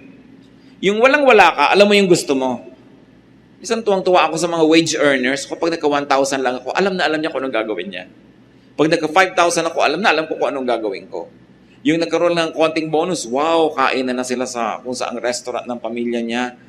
Nagkaroon lang ng 2-day holiday, alam na alam nila, pupunta sila kung saan. Pero yung ang dami-daming pera who can go anywhere, saan nga ba tayo pupunta? Ano bang gagawin natin? Ano bang bibili natin? Ewan ko kung marami na sa inyo nakakaranas sa ganung level na sa dami, hindi nyo malaman ang gagawin. Pero kung nararanasan nyo yan, alam nyo ang tinutukoy ko. Mas mahirap yung meron kang resources at hindi mo alam kung anong gagawin mo kaysa sa wala, tas alam na alam mo. At least may goal ka. May hinahangad ka, may inaasam ka. So, litong-lito na yung Solomon. At siguro kayo rin. Ano nga bang mapapala natin dito sa Ecclesiastes na to? Chapter 2, verses 12 to 17. Then I turned my thoughts to consider wisdom and also madness and folly. I saw that wisdom is better than folly, just as light is better than darkness. O, kita nyo na yung sinasabi niya, huwag pa rin tayong pumili ng foolishness. Yung mas mainam pa rin, kahit pareho lang yan, iba pa rin yung wise. Iba pa rin yung nasa panig ka ng katuwiran. Verse 14, the wise man has eyes in his head, while the fool walks in the darkness. But I came to realize that the same fate overtakes them both. Then I thought in my heart, the fate of the fool will overtake me also. What then do I gain by being wise? I said in my heart, this too is meaningless. For the wise man, like the fool, will not be long remembered. In days to come, both will be forgotten. Like the fool, the wise man too must die. So I hated life, because the work that is done under the sun was grievous to me. All of it is meaningless, a chasing after the wind. So niya, alam nyo, mas mainam yung matalino ka kaysa hindi ka matalino. Righteous ka kaysa unrighteous ka. Pero ito sabihin ko sa inyo, matalino ka matindi, righteous ka man, pareho lang kayo mamamatay. Sabi niya. Kaya ito naman, konsolasyon nung hindi masyadong matatalino. Ay, mamamatay ka rin. Sabi niya doon sa matalino. Sabi niya doon sa mayaman, mamamatay ka rin. No? Nakakaroon siya ng konsolasyon. Pero yun namang mayaman na, sabi niya, anong napala ko? Anong napala ko sa pagpakatalino? Pareho lang kaming mamamatay nung hangal na yan na naglalakad sa labas. Di ba? Minsan donyang-donya ka, ang bango-bango mo, ang yaman na yaman mo, tapos yung maid mo, pareho lang kayong mamamatay eh. Ganon. So ano nga ba talaga ang pinagkaiba? Ano nga ba ang special sa buhay? The teacher realized that wisdom and foolishness are both meaningless. They're almost the same. But though wisdom and foolishness are both meaningless, sabi niya, wisdom still better. Why? Because wisdom is on the side of godliness, of God. Namamatay kang masama, mabuti na yung mamatay kang mabuti. namamatay kang gutom, mabuting mamatay kang busog. So kahit pare-pareho tayong namamatay, meron pa rin namang advantage yung nag-iisip at yung may katwiran. But the wisdom is better, both the wise and the foolish die and experience the same things. Lumulungkot din ang mayaman tulad ng mahirap. Nagkakasakit din yung mayaman tulad ng mahirap. Masakitin pa nga madalas. At namamatay din yung mayaman at sabi, pareho lang kayong malilimutan. Nakita nyo, gaano ba karami natatandaan natin sa mga pharaoh? Gaano ba karami natatandaan natin dun sa mga hari at mga reyna na may mga magagandang puntod? Pareho lang. Nung mga natumbal na lang dyan sa gilid ng daan at tinubuan ng damo at nakalimutan na siya ng mundo. So the teacher began to hate life. Sabi niya, nawalan ako ng gana sa buhay. Or you might want to say, the teacher began to love life less. Again, this sad realization could be brightened up if one didn't take life seriously. Sabi niya, masyado ka kasing serious, masyado mong iniisip, kaya tuloy nababahala ka. Mag-isip ka lang nung dapat mong isipan, yung iba, huwag mo na silang isipin. Ecclesiastes 2:18-19, I hated all the things I had toiled for under the sun, because I must leave them to the one who comes after me. And who knows whether he will be wise man or a fool. Yet he will have control over all the work into which I have poured my effort and skill under the sun. This too is meaningless. Sabi niya, alam niyo, isa pang walang katuturan sa buhay, hindi mo maintindihan, sobra ka nagpakahirap, nagpundar, nagpakatino, at nagpayaman, kasi mamamatay ka, may ibang magmamana. At kung siya man ay matalino o hindi, doesn't matter. Sa kanya mapupunta yon. So niya, di ba, meaningless? Dami-dami mong pinaghirapan, tapos mamanahin lang niya. Isipin mo ang isang tatay na nagtrabaho, pagkatapos namatay. Minana ng asawa niya, tapos nag-asawa ulit ang asawa niya. Ito, walang kahirap-hirap na lalaking ito. Suddenly, no? Nakahiga sa kanyang kama, ginagamit ang kanyang kotse, at nag-e-enjoy sa kanyang pinundar. Or, hindi man sa asawa yon, nagpundar ka, minana ng anak mo, yung kung sinong tao, napangasawa ng anak mo, biglang kalahati na siya, na may-ari. Namatay pa yung anak mo, dinaputa sa kanya lahat. Nag-asawa siya ng iba, di dalawang total strangers sa buhay mo ang nagmana ng lahat ng pinundar mo. Sabi ni Solomon, di ba nakakalungkot isipin yan? So anong leksyon? Sabi niya, ang hirap naman kasi magpundar, ang hirap magpakayaman, pinapagod mo ang sarili mo, nag-aalala ka, hindi ka mapakali hanggang hindi napipirmahan yung contract, hindi ka napapakali hanggang hindi tapos yung deal, you have sleepless nights. Pagkatapos kung sinong makikinabang, so the time and the capacity to enjoy the fruits of one's labor is limited. And this is what makes life sad. He's limited only to his short lifetime.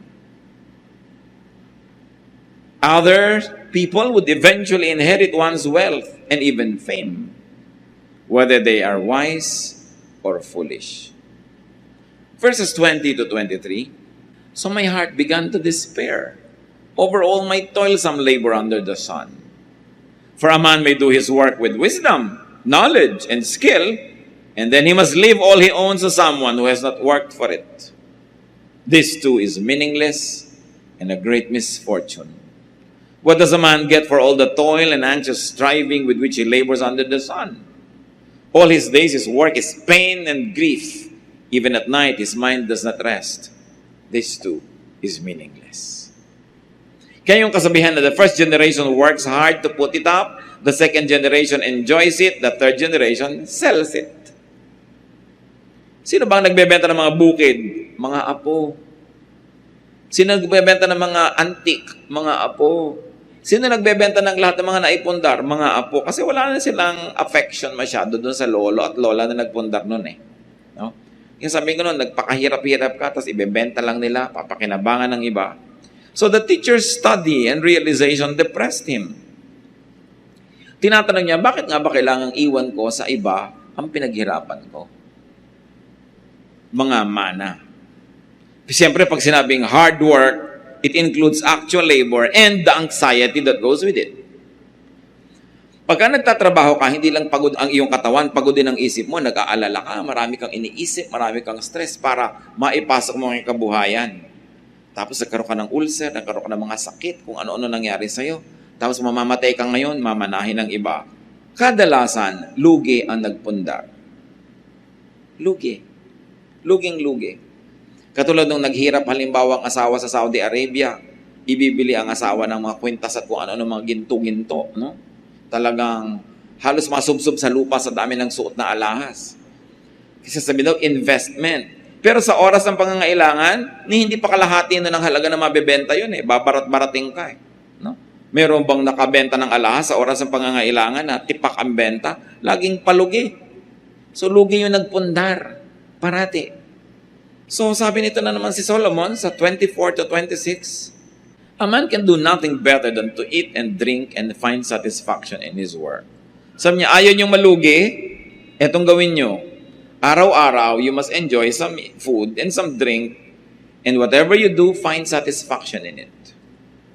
Kung nahihirapan kayo, huwag yan ang gawin nyo. Kasi ito, ang dami-dami kong kikitain. Pero naman naubos ang kalusugan mo, lumungkot ka, ipapamana mo lang sa iba. Find something else. Kahit konti lang yung income that you enjoy.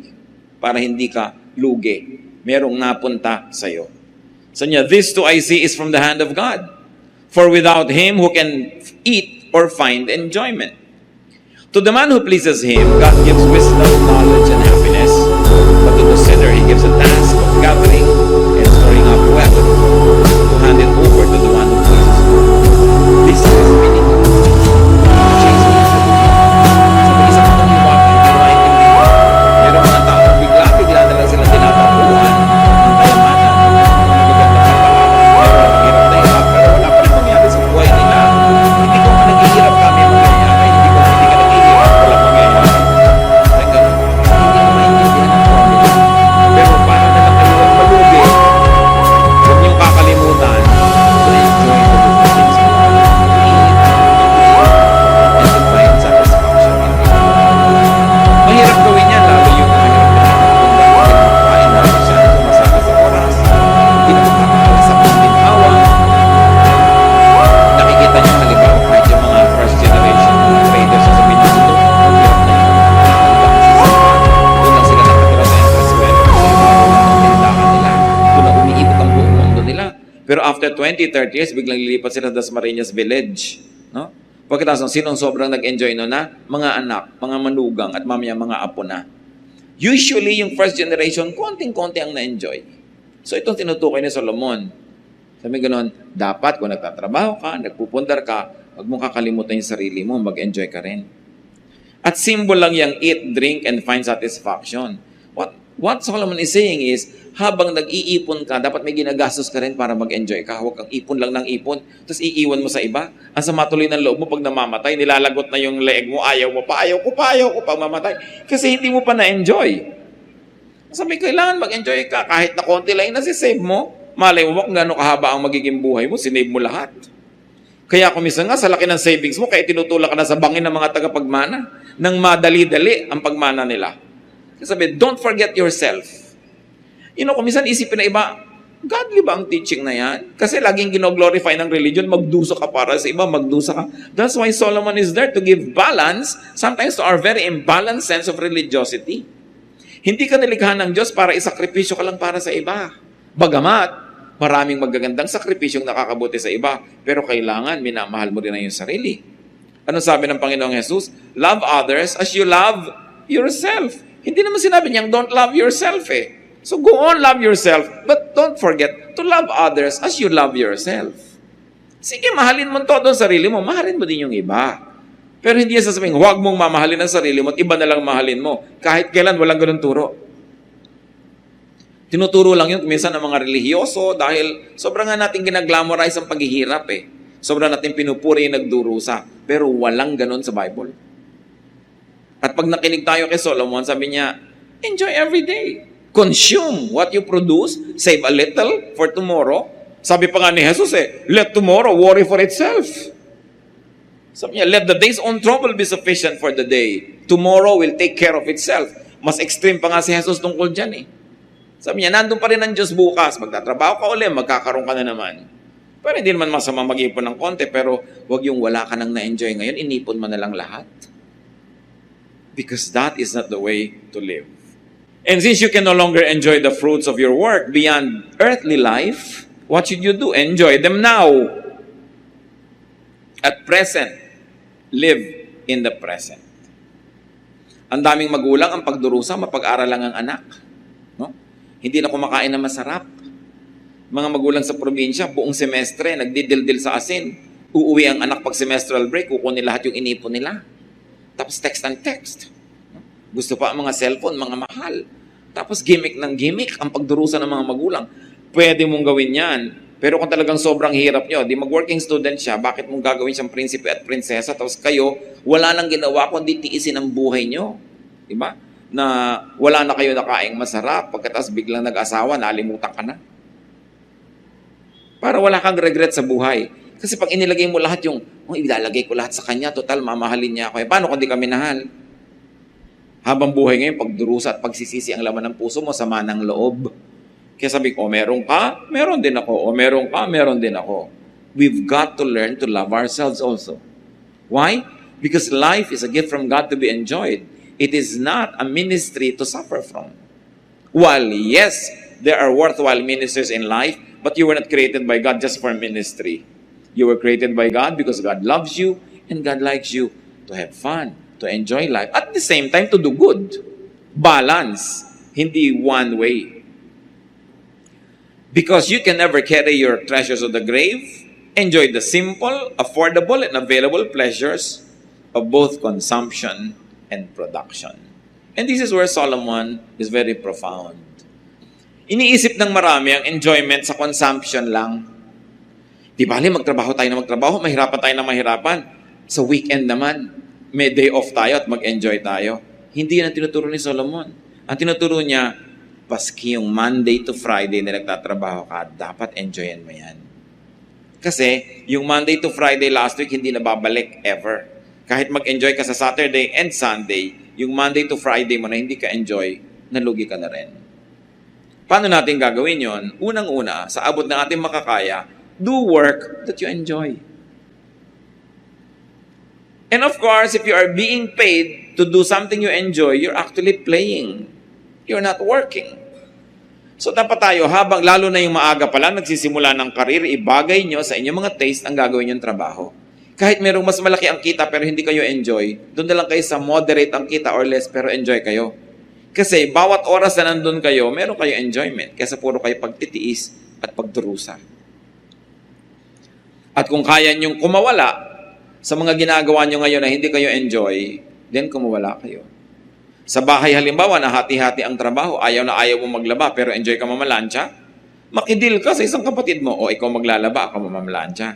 Para pareho kayong enjoy kasi gusto na niyang nilalaro-laro yung mga bula-bula, saya-saya niya pag naglalabas siya. No? So, hanapin mo yung gusto mo at yan ang gawin mo. Sinasabi ni Solomon, huwag lang yung nagdurusa ka lang dyan. Because work must be enjoyed as an end in itself. Hindi lang siya means to earn. Kailangan means din siya to be happy and to find satisfaction. Kaya sabi niya, find satisfaction in what you do. Enjoy your consumption and even your production. Solomon is saying, whatever it is that you face, enjoy the moment. Hindi na yan babalik. Sayang pag hindi mo na-enjoy. Such enjoyments are God-given and God's gift to His people. To find meaning in life, let me be emphatic, as Solomon was emphatic, enjoy your work. The process, the environment, the workmates, the benefits, the challenges, and the fruits. Lahat yon, the whole work. Find ways to enjoy. If what you do is not naturally enjoyable, find ways to enjoy it. One of the marks of intelligence is that you are able to manipulate your environment for your benefit. So find ways to enjoy. Since one's gain at work must be left behind to people who didn't work for them, then better enjoy it to the max. Every day, every moment. Better yet, dahil hindi nyo naman may enjoy pag nasa kabilang buhay na kayo, hindi nyo na makokontrol ang inyong kayamanan kung meron man, share it with the people who labor with you. Kung minsan nakakalungkot, merong mga may-ari ng kumpanya, pabrika, whatever, business, ang kukuripot sa kanyang mga empleyado na nagasgas na ang Lahat ng bahagi ng katawan katatrabaho, no? Para kumita yung buo niyang machinery. Ang liit-liit magpasweldo, ang kuri-kuripot sa benefit. Tapos kung magbigay sa apo, na wala namang kahirap-hirap, ang laki-laki. Ang inipon para sa mga tagapagmana, ang laki-laki. That is unjust. While you have power over the wealth or the resources that you make, be generous to those who help you make them. Kaya habang maaga, mag-share. At kung kayo maraming kayamanan, huwag nyo nang antayin na yung mga tagapagmana ang mag-decide kung paano yung hahatiin. Hatiin nyo na legally. Habang malino pa ang inyong isip at kaya nyo pang pumirma, napakaraming bangkay na pag tinignan mo, bakit para siyang bumoto? May tinta sa tab. Aba, may matinong kamag-anak na habang naghihingalo siya, nagpatatak na ng mga kung ano-anong mga deed of sale. By the way, alam nyo ba na mahahalata mo pag patay na yung nagtatak? Iba ang tatak ng patay na at buhay. Malalaman mo yon. Kung nanghihina ka na, may kumukuha na ng kamay mo, nilalagyan na ng tinta, wala ka na magawa. So, kailangan gawin mo yun habang kaya mo pa. Alam niyo po yung mga gulo-gulo ng pamilya because of the mga will, no? Magsulat lang kayo na isang page. Ito ang aking last will and testament. Ganito gusto kong mangyari dyan. Tapos pirmahan nyo. That is binding. Kahit walang abogado, binding yon. Basta mapatunayan, authentic ang inyong pirma. Kung napapirma nyo pa ang dalawang witnesses, lalong mas binding. Dinaan nyo pa sa abogado, mas binding pa. Pero huwag kayong mag-iiwan ng gulo. Kasi kadalasan, ang gulo-gulo nyo mga hatian na yan dapat ayos. Granting na may hahatiin, at may paghahatian. Ngayon kung utang, mas mahirap naman yan, utang pang iniwan ninyo. Profit sharing is important. So, increase natin, bigyan ng benefit, bonuses sa mga workers. Huwag lang ipamana sa apo. Bulag na pag-ibig dahil lang apo mo o anak mo, dun mo na ilalagay, hindi mo naman katulong sa paggawa ng kabuhayan na yon. Dapat mas bukas ang iyong puso dun sa mga katuwang mo, kahit pa nga mo sinusweldohan ang mga yon. Ano pa pag ginawa mo yon, it will give you more return in terms of gratitude and affection, goodwill, inner satisfaction, and definitely God's pleasure. Because God wants us to be good to our workers and to our laborers. At nakakatiyak ka, marami makikipaglibing sa'yo pag ginawa mo yung ganong kabutihan. Therefore, do not fret about who inherits it. Hindi naman talaga natin makokontrol. Huwag nyo nalang sobrang damihan. Produce and enjoy in your time, then let go when it's time to go. Dahil nagawa mo na at ayos ang iyong sambahayan. Isa sigurong lesson dito mga kapatid, do not produce too much money. And let me emphasize this other half of my sentence, at the expense of your peace and enjoyment. Huwag kang sobrang mag-produce, ikaw na to yung nagkaulsar-ulsar, nagkagulo-gulo, nagkalubog-lubog na hirapan. Make it easy on yourself. Make and get only what you need for a lifetime, for your time, or even for a day. And if things seem meaningless, find their meaning and give them meaning. Pag lagi mong hinahanap kung anong kahulugan ng buhay, hindi mo naman makita, di ikaw ang umimbento ng kahulugan. Ano ba ang kahulugan ng buhay na gusto mo? Ano ba ang magandang kahulugan ng buhay na hindi naman sasalungat sa nakasulat na salita ng Diyos? Di, imbentohin mo ang kahulugan mo. Ano ba ang kahulugan sa'yo? Ano masayang buhay sa'yo? May right ka na i-define yon para sa sarili mo. Don't let the standards set by others dictate on you kung ano ang mahalaga sa'yo. If the wind could really be shepherded or controlled, then Solomon would have found the answer. He never found the answer because the wind could not be controlled. But you can still enjoy the wind. Kahit hindi mo malaman kung saan ang galing ang hangin, hindi mo makontrol kung saan siya pupunta, habang dumadaan sa iyo, pwede mo siyang enjoyin. So enjoyin mo na lang siya kung ano man yung wind na yon. May mga tao na kung saan galing, kung saan pupunta, hindi mo rin control. Pero habang kasama mo, make it nice. Kung minsan, nagkakaroon ka ng kaibigan, nagkakaroon ka ng kasintahan. Mas ayaw mong gawa ng mabuti, ayaw mong mahalin ng todo. Sabi mo, baka mawala din to. Kahit naman pinakasalan mo na, hindi ka pa rin nakakatiyak na laging nandyan yan. So, hindi mo rin alam kung saan galing yung tao, saan siya pupunta. So, nandito siya ngayon. Live the day. Make the day worthy for the other person and for yourself. And if you have to say goodbye tomorrow, then say goodbye without regrets because you had yesterday. And you had a good yesterday. Hindi natin control ang buhay. Kung minsan, we withhold love. Gusto nating ibigay sa isang very permanent. Sino yun? Nasaan yun? Kung minsan, ayaw mong tumanggap ng pansin. Kasi sabi mo, mawawala din yan. Baka masanay lang ako, mahirapan ako. Hindi mahirapan ka na lang bukas. Nag-enjoy ka naman ngayon. Kesa sa, hindi ka nga nahirapan bukas dahil hindi ka naman nag-enjoy ngayon. There's nothing to miss. Many people miss out on what's meaningful and what's passionate in life because they're too afraid of losing them tomorrow. If you lost them tomorrow but you had them today, then it's worth it. Then you never had it at all. So, pagka tinignan natin si Solomon, very practical ang mga turo niya sa buhay. Hindi niya tayo ini-encumber ng maraming mga kung ano-anong doktrina. Hindi niya tayo ginuguluhan ng kung ano-anong mga divisive religious thought.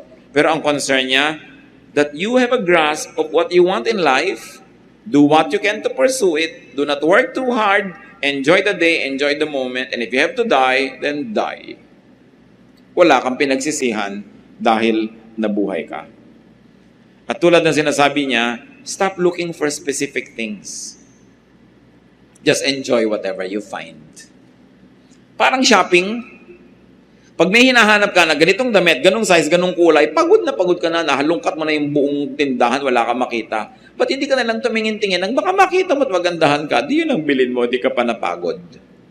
But when you always have a specification of what you want, most of the time, you will just be searching and you won't find it. So why don't you just open your eyes to things that are not nice, that you never even imagined to have existed? Because they can also give you happiness. Yung maraming masyadong requirement, bihirang sumaya. Madalas bigo, kasi susukatin nila ang lahat sa kanilang inaasahan. They are not ready for surprises. And when pleasant surprises come, they are not even ready to appreciate it because they're fixated on their specifications.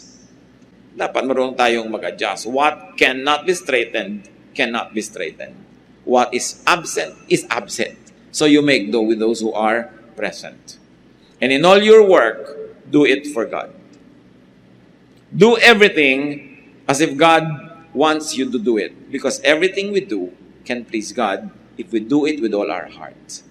If it is godly, and of course it is good.